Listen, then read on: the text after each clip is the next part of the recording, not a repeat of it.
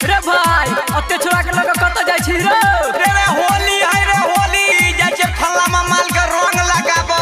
रे रुक हमरो पिचकारी लिया दे आई हम हो जाय छे ककुआ माल के रंग लगेबे। अच्छा चल ककरो माल के नहीं छोड़े के है। देखिए है से कुर्तो ने फाड़ दो भले दोस्ती कुर्ता फटते आ देखू बहिन हाल के नबका दोस्ती कुर्ता फटते आ देखू बहिन हाल के तई बेर रंग लगे पैरे भाई दीपक हमाल के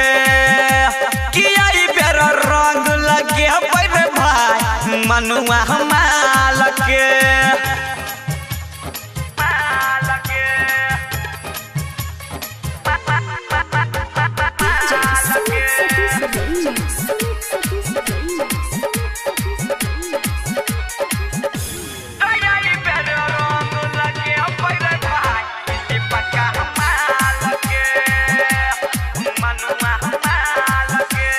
गालू में रंग लगा बोला ये गामू के छोटकी भौजा आई रे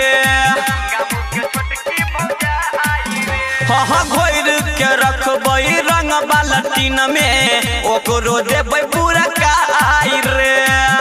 लेबै बदला हम हूँ सब अतंग केला हसाल के बदला लेबै हम हूँ तंग अकेला सब साल के किया बेर रंग लगे पैरे भाई सोनुआ हमाल के तो होली में रंग लगे पैरे भाई संदीप माल के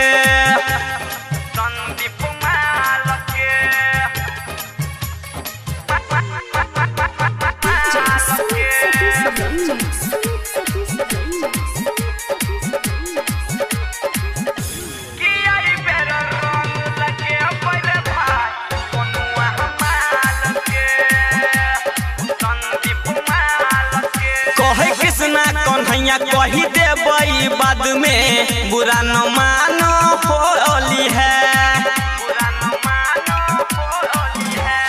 मोटकी पतर की या गोरकी सवारकी के होली में फूलल चोली है ये बहाने छुपे फेंकना बहू के गाल के ये बहाने छुपे फेंकना बहू के गाल के किया बेर रंग लगे पर भाई रहुलवा हमाल के